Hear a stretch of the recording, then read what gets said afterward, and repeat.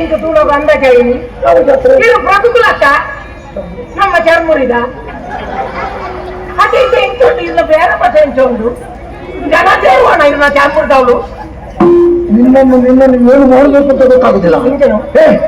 ನಾನು ಚರ್ಮುರಿ ಮಾಡುವ ಪ್ರಭುವ ಹಂಗೆ ಆ ಭಾಷೆ ನಾವು ಮಾಡ್ತಾರೆ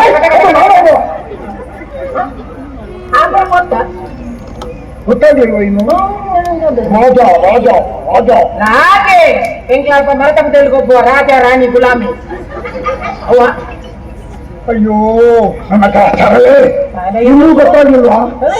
ದೊರೆ ದೊರೆ ದೊರೆ ದೊರೆತ್ತಿ ಸುರೆ ಸುರೆ ಇನ್ನೂ ಗೊತ್ತಾಗಿಲ್ವಾ?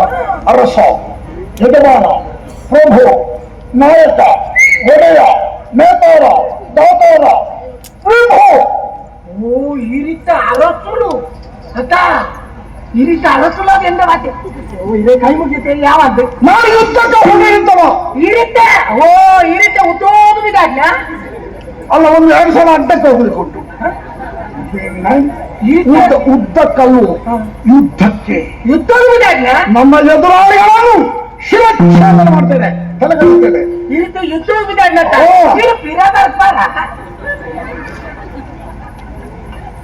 ನಿಮ್ಮಂತವರನ್ನು ಮಾತಾಡಿಸದಿದ್ರೆ ಅದೊಂದು ನಮ್ಮ ಮೇಲೆ ಆರೋಪ.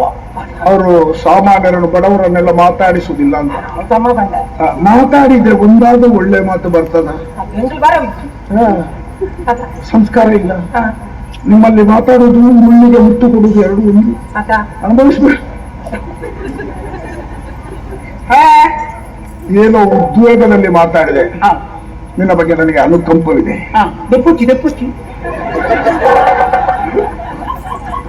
ಒಂದು ಮಾತು ನೆನಪಿನಲ್ಲಿ ಇಟ್ಟುಕೋ, ಈ ಸಮಾಜದಲ್ಲಿ ಬಡವನಾಗಿ ಹುಟ್ಟುವುದು ತಪ್ಪಲ್ಲ, ಬಡವನಾಗಿ ಹುಟ್ಟುವುದು ತಪ್ಪಲ್ಲ, ಆದ್ರೆ ಬಡವನಾಗಿ ಸಾಯ್ಬಾರ್ದು. ಬಡತನದಲ್ಲಿ ಬದುಕಬಾರ್ದು ಅಂತ.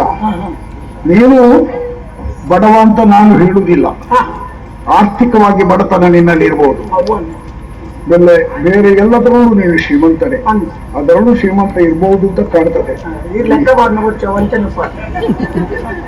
ನಿನ್ನ ಲೆಕ್ಕಾಚಾರ ನಾನು ಕೇಳುವುದಿಲ್ಲ. ಎಲ್ಲಿ ಅದನ್ನು ಹೆಚ್ಚು ಮಾಡುತ್ತಾ ಹೋಗಬೇಡ, ಸ್ವಲ್ಪ ವಿಸ್ತರಣೆಯನ್ನು ಮಾಡು.